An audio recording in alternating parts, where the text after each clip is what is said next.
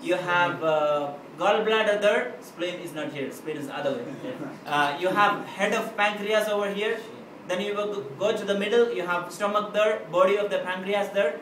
When you go over there, you have the major organ spleen there and tail of the pancreas there. And you come down, you have bowels all over the abdomen. And also you have urinary bladder over here. Urinary bladder. So this finishes the inspection and palpation of abdomen. The second thing remaining is auscultation for bowel sounds and percussion for abdominal percussion note. The normal abdominal percussion note is tympanic, the normal one, which has limited air, which could be dull. Shmani dull. Dull shows either it has fluid or it has solid masses. That means there is no sound. It should be a little bit tympanic because abdomen has some gases, isn't it? Yeah. But it's a dull, blub, blub, blub, blub, dull sound which doesn't show you sound, or you can feel the. It doesn't show. Does not. Yeah. You cannot feel any air or any space. The dull sound. There is no space. If there is, the normal abdomen has some gases. Okay.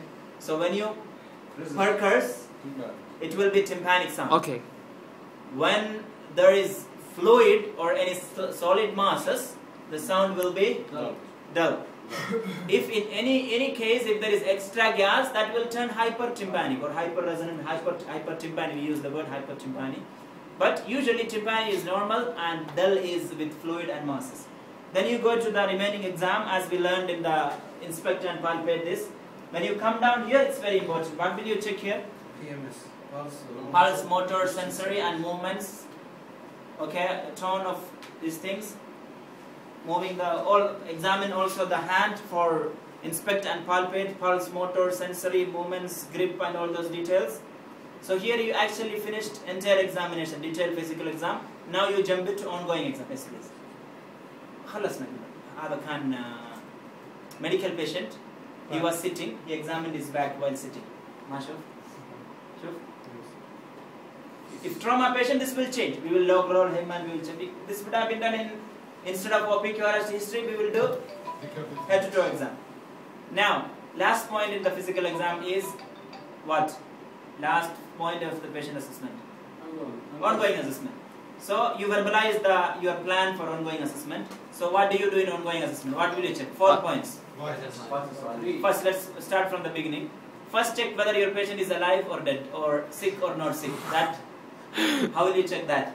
Check his level of consciousness and air breathing circulation. Then you go for vital signs. After vital signs, first you check whether he is still alive. Medical direction. Okay? Check if patient is still alive. That is level of consciousness and airway breathing circulation. Second is check for his condition, stable, unstable. Check for vital signs. Repeat vital signs. Another is what about his chest now? How the chest is doing? So what he will repeat? Repeat the focused. Focus primary is a big term. So we talked about initial assessment, we talked about vital signs, we talked about how is his chest now. His problem was what? Chest pain. So assess, repeat the focus assessment. If his problem would have been abdominal pain, so what we will do? Repeat how he is abdomen now? How is the pain? How is the after intervention or next? There is no hard and fast in order, but initial assessment, that is dead or alive, stable, unstable, vital, then how is his affected problem and how he is responding to my treatment. That is called intervention. Check the interventions. Check the interventions. Does it work or not? Oxygen, all the interventions, okay? So 4 questions in ongoing assessment, simple questions, guys. In ongoing assessment, 4 simple questions. It's not medical questions. I'm asking you in a layman's questions. Okay? It's not medical questions, professional questions. Is my patient still dead or alive? Is he stable or unstable now? Okay? Or is his condition is going up or is going down?